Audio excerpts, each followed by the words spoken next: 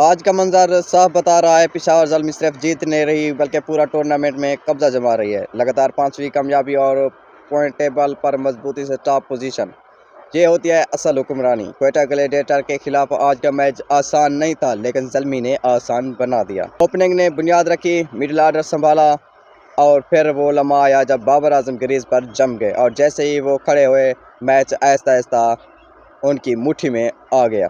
آج کی اننگز وہی تھی جو ایک کپتان مشکل وقت میں کھیلتا ہے، ذمہ داری، صبر اور آخر تک لڑنے کا جذبہ۔ یہی وجہ ہے کہ آج جیت ان سب کے منہ پر زبردست جواب ہے جو ان کے خلاف باتیں کرتے تھے، خاص طور پر محمد عامر کے بیان کے بعد۔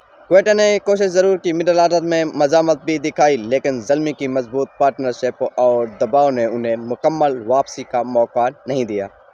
اور زلمی کی اصل طاقت نوجوان خون علی رضا کی 147 کلومیٹر فی گھنٹہ کی رفتار، یہ صرف رفتار نہیں، یہ آنے والے کل کا اعلان ہے۔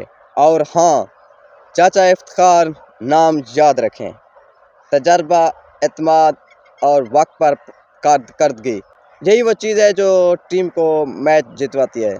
اب باتیں کراچی کنگز کی طرف۔ 2 اہم کھلاڑی ٹیم چھوڑ چکے ہیں اور اب ایک نیا نام شامل کیا گیا ہے، جوسن رائے۔ اگر یہ پاور پلے میں چل گیا تو واقعی کھیل پلٹ سکتا ہے، کیونکہ کراچی کو اس وقت مضبوط آغاز کی اشد ضرورت ہے۔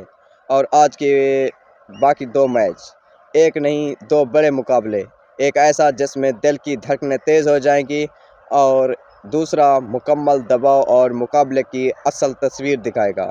پوائنٹ ٹیبل اب بالکل واضح ہو رہی ہے کہ کون ٹاپ پر راج کر رہا ہے اور کون پیچھے رہ گیا ہے۔ آخر میں بات سیدھی ہے، پشاور زلمی اب صرف جیت نہیں رہی بلکہ ہر میچ کے ساتھ ایک نیا پیغام دے رہی ہے، ہم چیمپئن ہیں اور رکنا آسان نہیں۔ اس ویڈیو میں اتنا ہی، صحیح لگے تو لائک اور شیئر کریں، چینل کو سبسکرائب کریں۔